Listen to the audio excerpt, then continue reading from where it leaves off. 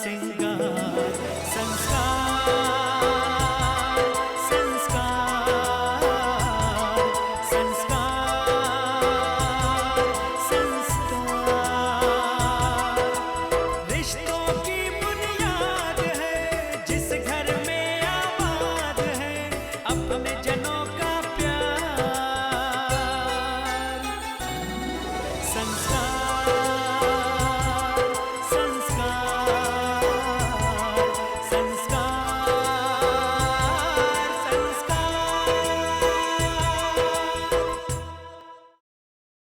मैं मानती हूँ कि मुझे नंदिनी पसंद नहीं है क्योंकि तुम मुझसे प्यार करते हो और मैं तुमसे प्यार करती हूँ। नंदिनी, कुछ तो बात है जो सिर्फ मैं जानती हूँ और कोई नहीं।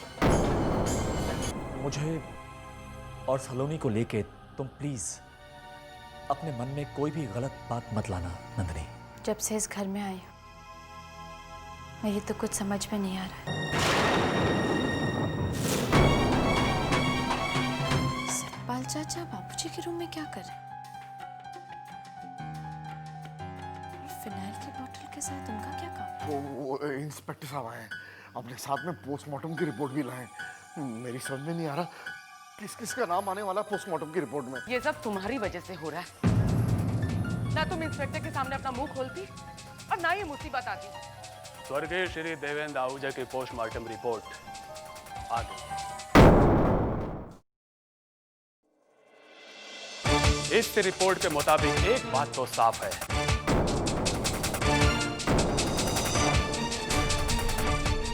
कि उनकी मौत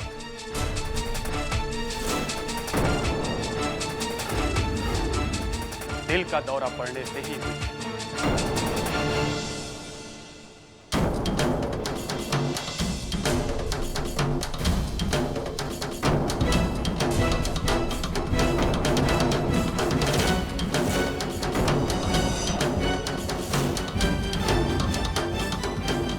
इसलिए आप सबके खिलाफ जो कंप्लेंट दर्ज करवाई गई थी उसे हमने विड्रॉ कर लिया है।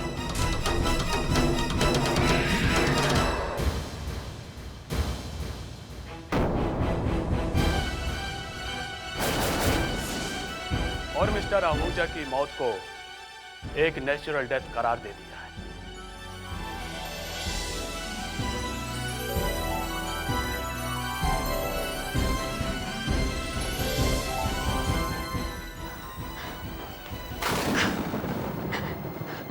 अरे पुलिस साहब, ऐसे कैसा हो सकता है?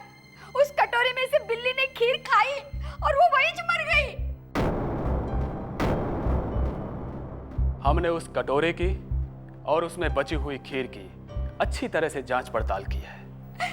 जैसे मिस्टर आहूजा के शरीर में कोई भी जहर का अंश नहीं मिला, उसी तरह उस कटोरे में भी जहर का कोई अंश नहीं पाया गया। बिल्ली की मौत का कोई दूसरा कारण भी हो सकता है। मिस्टर रवि, आप अपने पिताजी का मृत शरीर अंतिम संस्कार के लिए ला सकते हैं।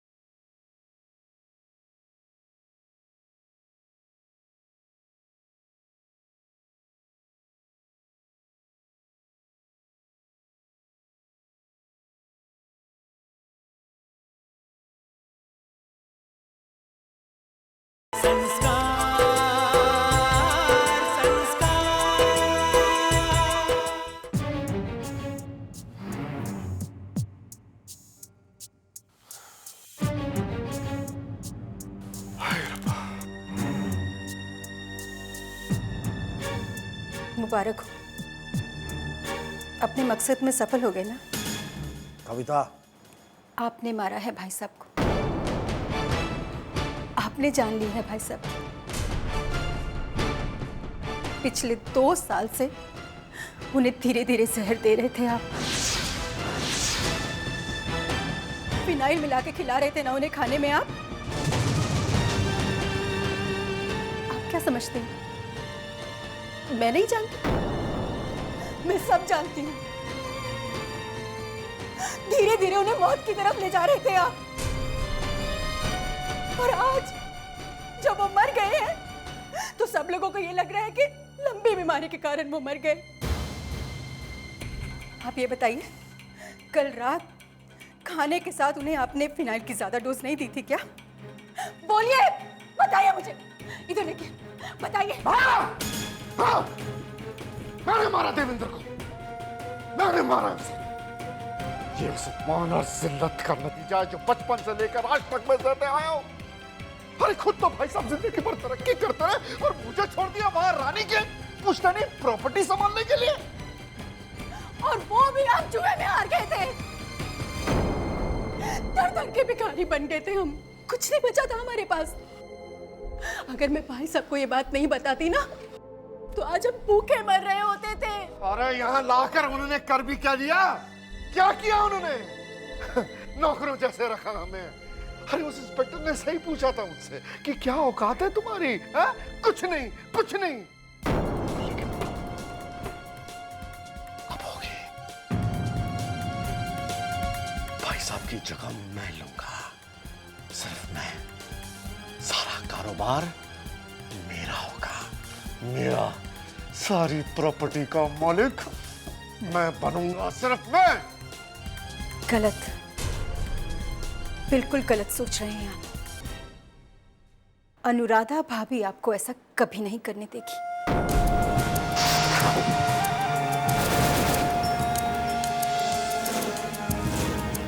और मैं अनुराधा को ऐसा काम करने नहीं दूंगा।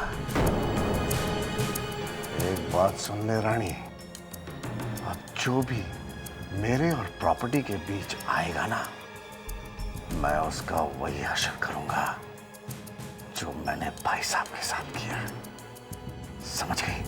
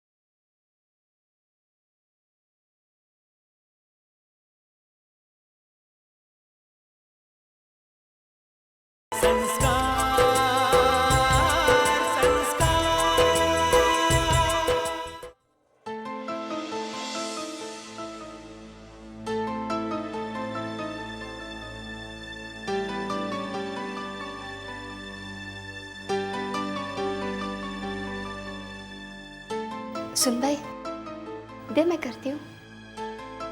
कोई जरूरत नहीं।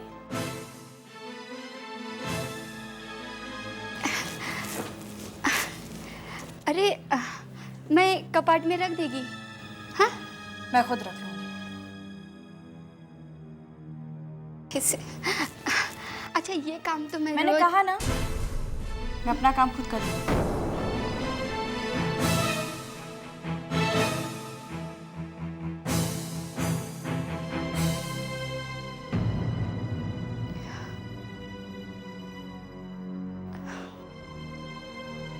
अरे जा रही हो? माफी नहीं मांगोगी? नहीं कहोगी कि सुन भाई मुझसे गलती हो गई, सुन भाई मुझे माफ कर दो, सुन। हाँ सुन भाई, मैंने तेरे पे शक किया, सचमुच गलती हो गई मुझसे माँ। अरे मैं मजाक कर रही थी बाबा, आपको माफी मांगने की कोई जरूरत नहीं है, आप तो मेरी माँ समान है, छोटी माँ। हाय रब्बा, हाय रब्बा, हाय रब्बा। सब कुछ ठीक से हो गया ना सतपाल? हाँ परचाई जी, सारा काम हो गया, अंतिम संस्कार भी हो गया। बस अब रवि भाई साहब की अस्थियां लेकर ही आ रहा होगा, फिर देखते हैं कब जाना होगा हरिद्वार भाई साहब की अस्थियों को परवाह करने के लिए। और उसके बाद एक ही काम रह जाएगा, और वो है वसीयत। मैंने वकील साहब से बात कर ली है, जैसे ये सब काम खत्म हो मैं उन्हें बुलवा लूंगी।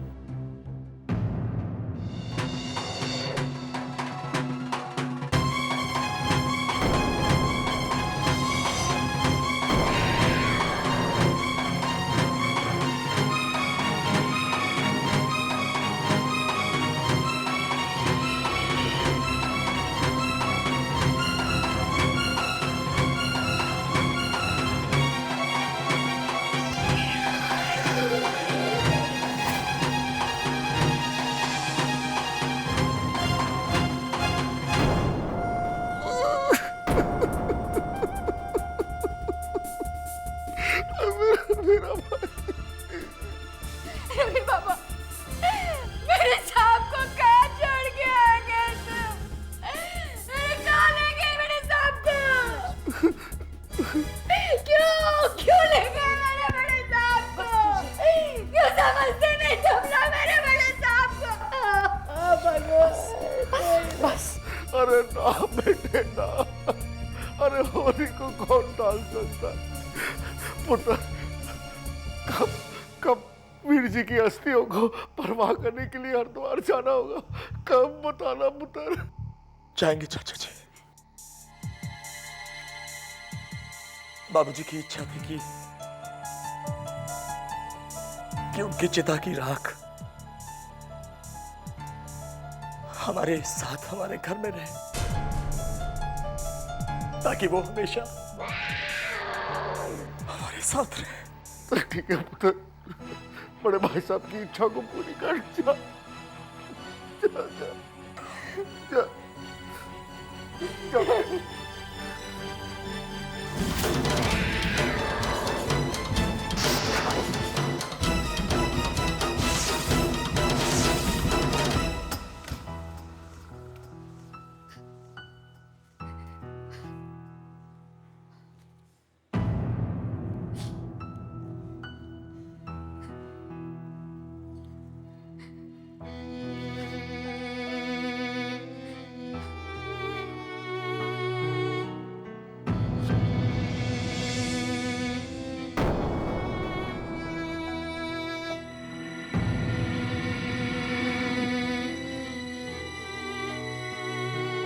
बेटा, मैं तुम्हें कुछ देना चाहता हूँ, जिम्मेदारियां, इस घर की, इस परिवार की, जायदाद की, बिजनेस की।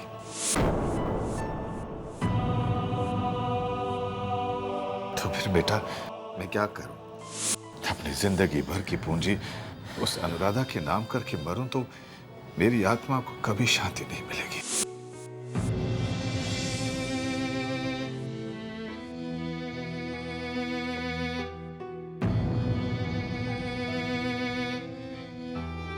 रवि बेटा, मुझे तुम्हारी पसंद है।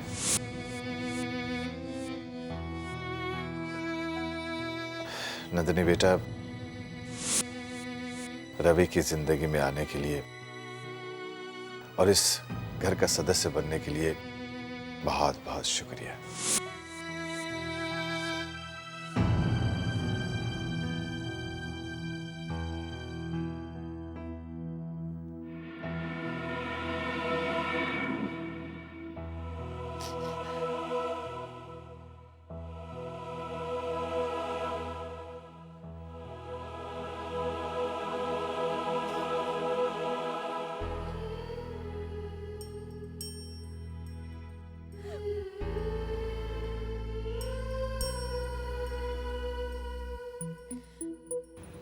रवि, ऐसा नहीं लगता कि बाबूजी आज भी हमारे साथ हैं, यहीं कहीं हमारे पास है।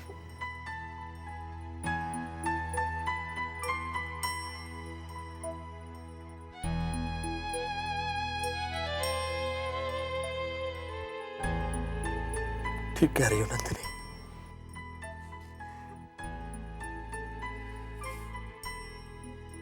बाबूजी हमेशा हमेशा हमारे साथ रहेंगे। लक्ष्मी आई। नंदिनी, इस कमरे में कुछ नहीं बदलेगा। बाबूजी का ये कमरा हमेशा हमेशा ऐसे ही रहना चाहिए।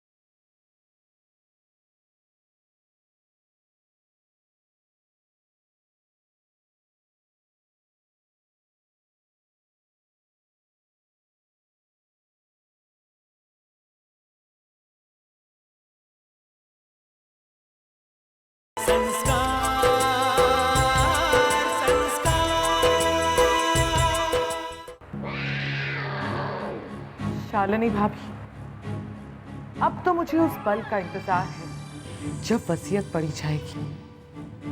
कल जब वकील आके वसीयत पढ़ेगा और सब कुछ मेरे हाथ में आ जाएगा, तो मैं रवि और उस लड़की को घर से बाहर निकलने का रास्ता दिखाऊंगी। चलो भाई।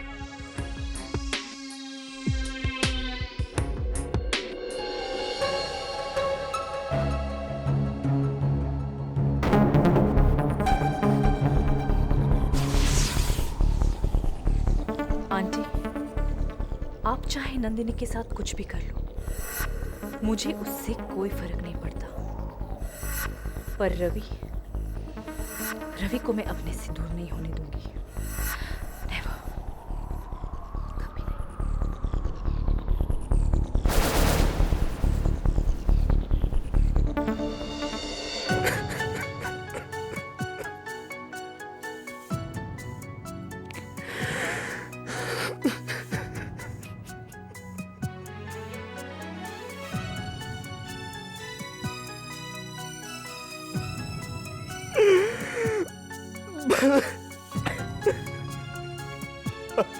बाबूजी,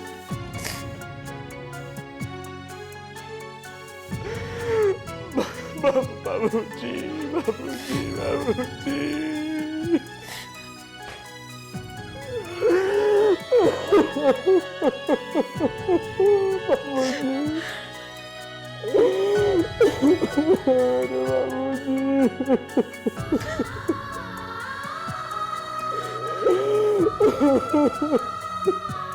बाबूजी चले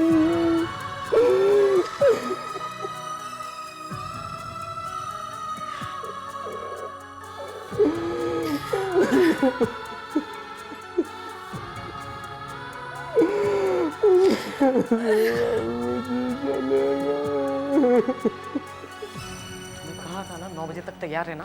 तुम्हारा दिमाग नहीं चलता है कि किसी बात पे समझ नहीं आती तुम्हें? जो बोलो कभी सुनती नहीं पड़ेगी। क्या हाल है?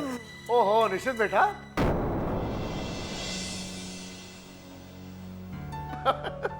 लो जी सारे इकट्ठे हो गए एक ही जगह। मुझे ओए निश्चित आज तो तुम कारी है बेटा। और क्यों ना हो, आज तो वसीयत जो पढ़ी जाने वाली है। मामा आपको क्या लगता है पापा ने वसीयत में क्या लिखा होगा? ओह काके सब कुछ तो परजाई जी के नाम पर होगा। परजाई जी मैं तो आपका देवर हूँ, थोड़ा बहुत सानू ही प्लीज। देखी जाएगी, लेकिन वो लोग अब तक आए क्यों नहीं? ओ ला आ गए आ गए। नमस्ते। मुझे देवेंद्र अंकल की मौत का बेहद अफसोस है। ओहो जो होना था सो तो हो ही गया। आप अपना काम कीजिए ना, आइए ना प्लीज, वसीयत पढ़िए। आइए आइए आइए आइए ना, बैठिए। जी अच्छा प्लीज ऐसे बैठो जी।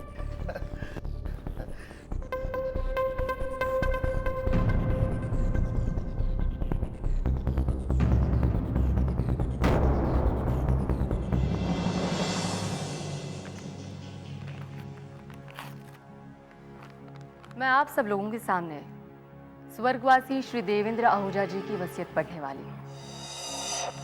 उन्होंने ये वसीयतनामा अपने पूरे होशो हवास में और मेरे पिता सॉलिसिटर मिस्टर M.N. कपूर की उपस्थिति में साइन किया था।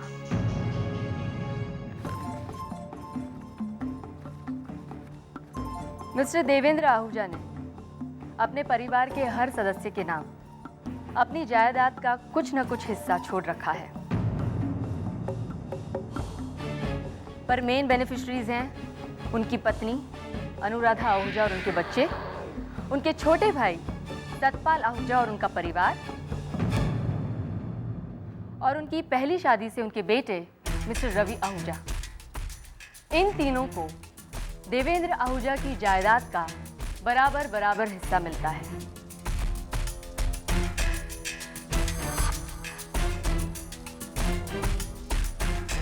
इसके अलावा मिस्टर देवेंद्र आहूजा की जायदाद का कुछ हिस्सा शालिनी मीरचंदानी और सलोनी के नाम पर भी रखा गया है। वकील साहब अब आप ये तो बता दीजिए कि किसको क्या क्या मिला है, हैं जी? जी सतपाल जी, वो सब तो आपको पता चल ही जाएगा, लेकिन इसके पहले इस वसीयतनामे में एक शर्त है।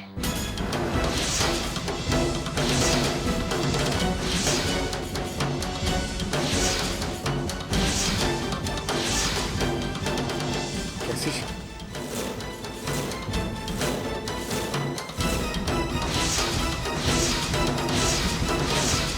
शर्त?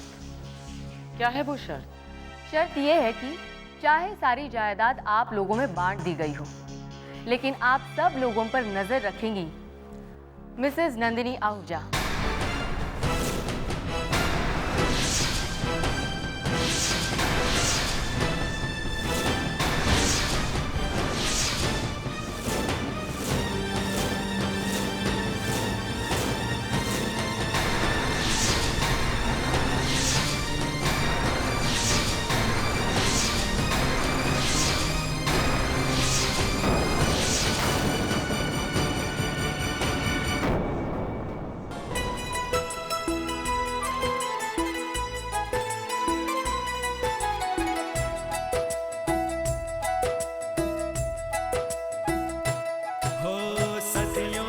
विश्वास है ये अपना इतिहास है, जीवन का सिंगार